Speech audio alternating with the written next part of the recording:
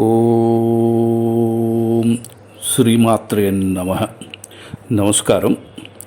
ఈరోజు మన కార్యక్రమంలో శ్రీ లలితానామ సహస్రార్చన, ఆ నామ స్తోత్రం విశిష్టత, అలాగే ఆ నామ పారాయణ పఠిస్తే వచ్చే ఫలితం, అసలు దానివల్ల ఉపయోగం ఏంటి అనే విషయం తెలుసుకునే ప్రయత్నం చేద్దామండి. అమ్మవారి నామాలలో అసలు ఏ నామం గొప్పది తెలుసుకుందాం. సృష్టి స్థితి లయాత్మక జగత్ కారణ శక్తిని జగన్మాత అన్న భావనతో మన సంప్రదాయం దర్శిస్తుంది. సమస్త జీవకోటికి ఆ దేవి చైతన్యాన్ని అనుగ్రహిస్తోంది. జగదంబ ఆరాధనలో శ్రీ లలితోపాసనకు అత్యంత ప్రాధాన్యం ఉంది. ఆ ఉపాసనలో శ్రీ లలితా సహస్రనామ స్తోత్రం శ్రేష్టమైంది. అరుణాం కరుణాతరంగితాక్షిం ధృత పాశాంకుశ పుష్పబాణ చాపాం అడిమాధిభి ఆవృతాం మయూఖై అహమిత్యేవ విభావయే భవానీ.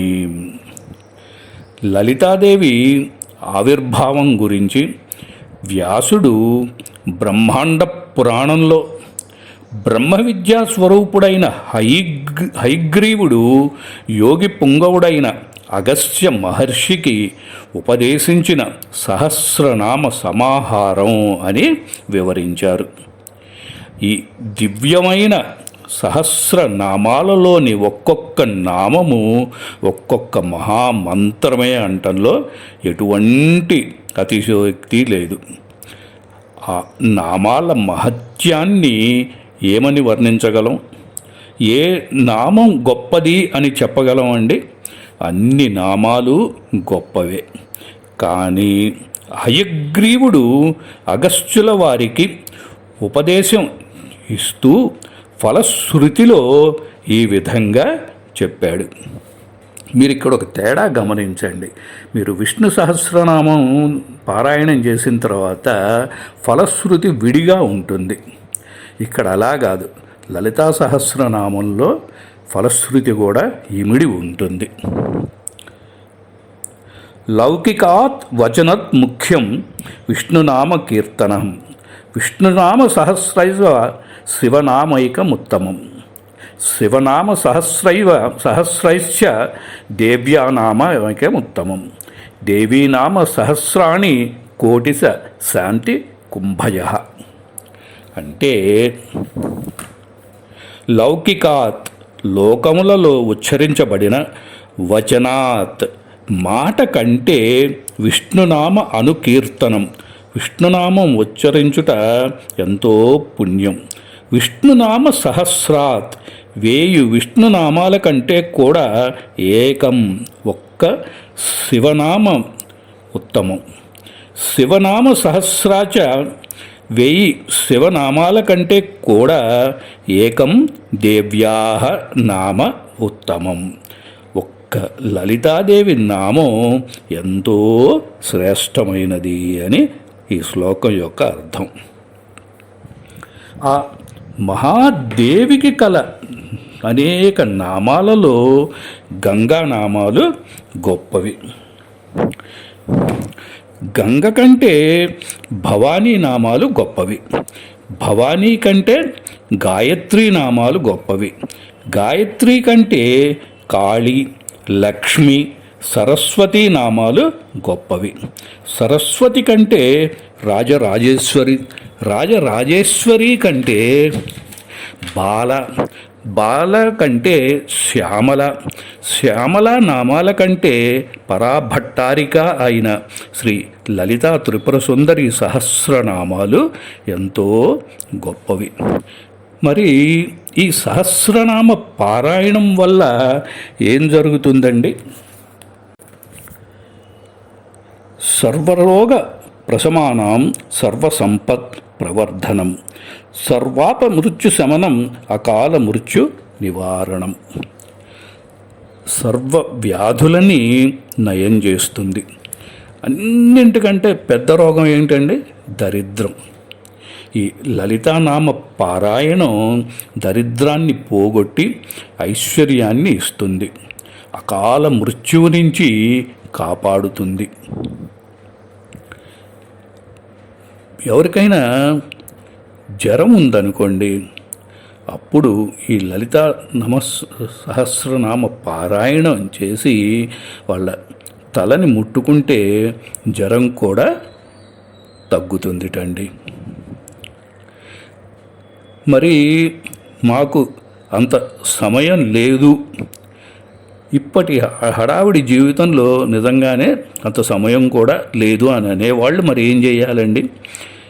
దానికి కూడా చంద్రశేఖర సరస్వతి స్వామీజీ వారు ఒక చిన్న తరుణోపాయం సూచించారు.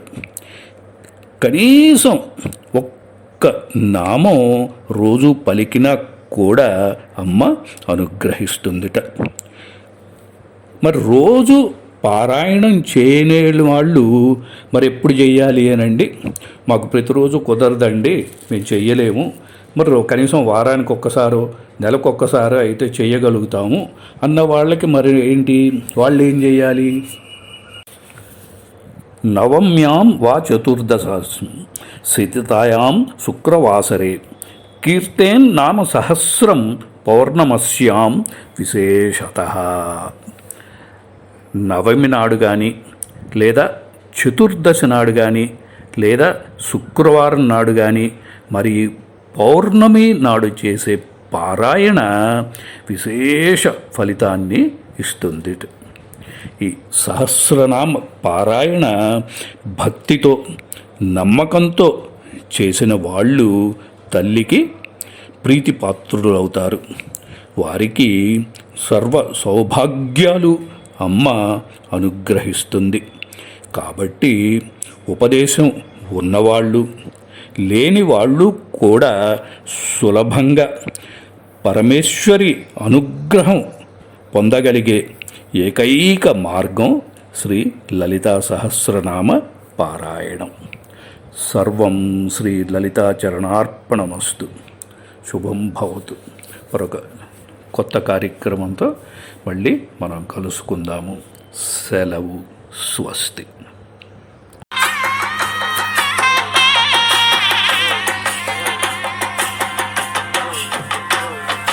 శ్రీలలితా దీనిహిత కీర్తిశోభిత విశ్వరూప విలసిత పాతు భావిత.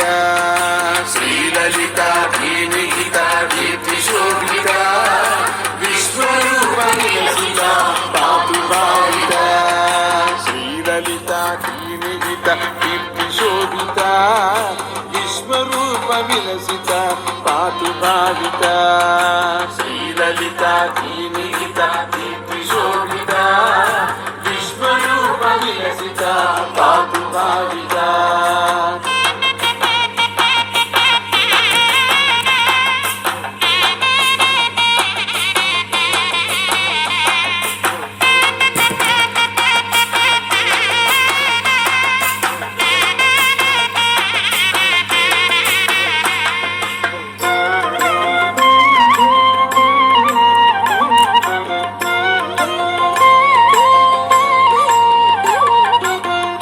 దృష్టి వారణైక దక్ష సుమతిద సా విశాల నయనిక కాశికాగత.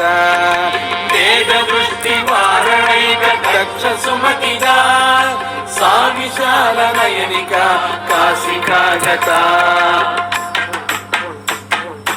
వేద దృష్టి వారణైక దక్ష సుమతిద సా విశాల నయనిక కాశికాగత. కామకోటి భూత మోక్ష